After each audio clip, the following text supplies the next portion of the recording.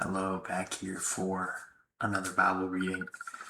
I'm going to be honest. I was pretty tired and I got into bed um, tonight and I was like, I'll just skip it. I'm super tired. But then uh, I don't know what gave me the strength to come down here. I'm like, look, if I don't come down here and do this and can't commit to consistency, then I'm never going to get anywhere in life. So sometimes you just got to find the strength to push through even when you don't think you have it. And that is how you get to where you want to go. So we're back here. It is 11:14 p.m. on January 12th, 2026. And we are on Genesis chapter 47. We're approaching the end of Genesis, which is pretty exciting. I'm super happy about that. I mean, not happy it's over, but just happy that it'll be a cool accomplishment. So let's get into it. This one doesn't have a title. It kind of just starts in the middle of the page, but there is an intermediate title. So I'll go ahead and say that when we get to it. Genesis chapter 47. Joseph went and told Pharaoh, "My father and brothers, with their flocks and herds and everything they own, have come from the land of Canaan and are now in Goshen." He chose 5 of his brothers and presented them before Pharaoh. Pharaoh asked the brothers, "What is your occupation?" "Your servants are shepherds," they replied to Pharaoh, "just as our fathers were." They also said to him, "We have come to live here for a while, because the famine is severe in Canaan, and your servants' flocks have no pasture. So now, please let your servants settle in Goshen." Pharaoh said to Joseph, "Your father and your brothers have come to you, and the land of Egypt is before you. Settle your father and your brothers in the best part of the land. Let them live in Goshen. And if you know of any among them with special ability, put them in charge of my own livestock." Then Joseph brought his father Jacob in and presented him before Pharaoh. After Jacob blessed Pharaoh, Pharaoh asked him, "How old are you?" And Jacob said to Pharaoh, "The years of my pilgrimage are 130. My years have been few and difficult, and they do not equal the years of the pilgrimage of my fathers." Then Jacob blessed Pharaoh and went out from his presence. So Joseph settled his father and his brothers in Egypt and gave them property in the best part of the land, the district of Ramesses, as Pharaoh directed. Joseph also provided his father and his brothers and all his father's household with food, according to the number of their children. Joseph and the famine. There was no food, however, in the whole region, because the famine was severe.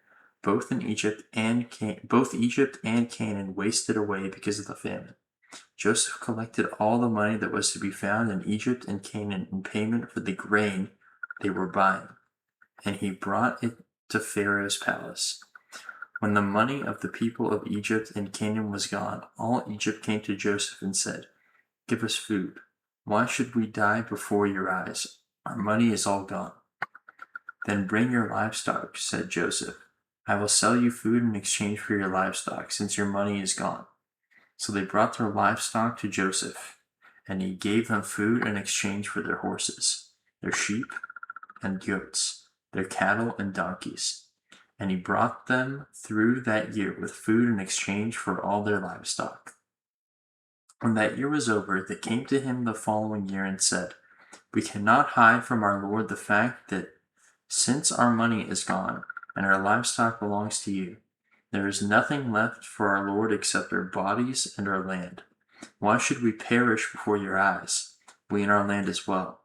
Buy us and our land in exchange for food, and we with our land will be in bondage to Pharaoh. Give us seed so that we may live and not die, and that the land may not become desolate." So Joseph bought all the land in Egypt for Pharaoh. The Egyptians, one and all, sold their fields because the famine was too severe for them. The land became Pharaoh's, and Joseph reduced the people to servitude, from one end of Egypt to the other. However, he did not buy the land of the priests, because they received a regular allotment from Pharaoh and had food enough from the allotment Pharaoh gave them. That is why they did not sell their land.